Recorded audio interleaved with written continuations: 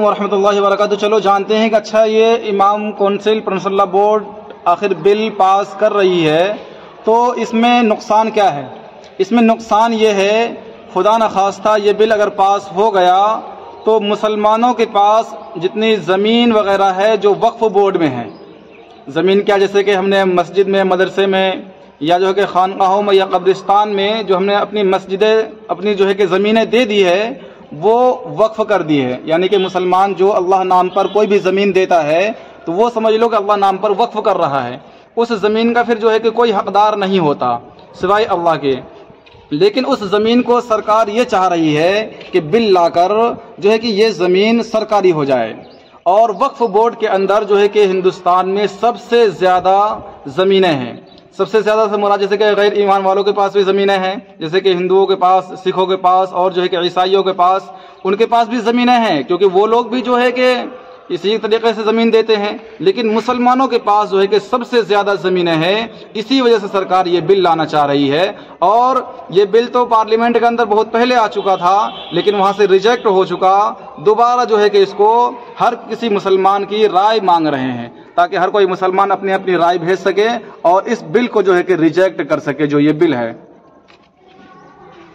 खालिद सैफुल्लाह रहमानी साहब जो है कि सदर हैं इस बोर्ड के, वो गुज़िश्ता कल मतलब कि अपने बच्चों में बता रहे थे कि गुज़िश्ता रात बाद नमाज मगरिब प्रिंसिपल बोर्ड के सदर हज़रत मौलाना खालिद सैफुल्लाह रहमानी साहब दामत बरकातुहुम अपने तलबा की तरफ मुतवज्जह हुए और फरमाया कि 20 करोड़ मुसलमानों में से सिर्फ अभी तक 32 लाख मुसलमानों ने जो है कि इस तरमीमी बिल के ख़िलाफ़ राय दी है।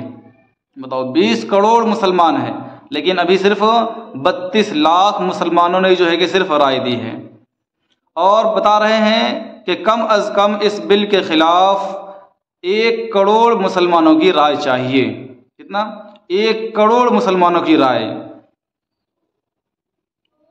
तो इसीलिए वो अपने बच्चों में बता रहे थे, मुखातिब करके अपने बच्चों को कह रहे थे कि आप सभी से गुजारिश है कि जितने भी आपके चाहने वाले हैं, जितने भी आपको जानने वाले हैं, सबके पास जो है कि इसको भेजें। और गुजारिश कर रहे थे और बाद नमाज अपने बच्चों को बता भी रहे थे कि नमाज के बाद बैठकर इसके बारे में जो है कि दुआ भी करें।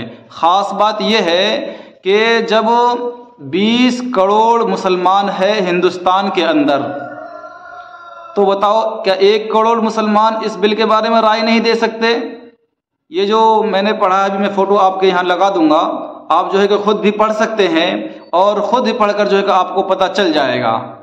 तो बहुत अफसोस की बात है जब मैंने इस पोस्टर को पढ़ा, तो इसीलिए हमें चाहिए कि हम जो है कि जल्द से जल्द अपनी राय को पेश करें। आपके घर के अंदर जितने भी मोबाइल फ़ोन्स हैं सबसे जो है कि आप जो है कि जीमेल करें और सिर्फ 3 स्टेप में जो है कि आपका जीमेल हो जाएगा। चलो जानते हैं कि 3 स्टेप कौन कौन से हैं जिससे जो है कि हम अपने राय को पेश करते हैं। अस्सलामु अलैकुम वरहमतुल्लाहि वबरकातुहू। चलो जानते हैं कि QR कोड कैसे स्कैन करें। तो सबसे पहले आपके मोबाइल में जो क्रोम है वहाँ से भी कर सकते हैं, और आपके मोबाइल में गूगल बाहर में है, गूगल से भी कर सकते हैं। जैसे कि ये गूगल है, यहाँ से लेंस का बटन है, यहाँ से भी आप कर सकते हैं। लेकिन हर कोई आदमी गूगल क्रोम को ज़्यादा जानता है, तो जानते हैं क्रोम से। तो क्रोम खोलते हैं, तो खोलने के बाद यहाँ पर क्लिक करते हैं। करने के बाद ये नया मोबाइल है तो इसको जो है कि स्कैनर को स्कैन कर लेंगे। पहले नेट नहीं है क्या? बहुत देर हो रहा।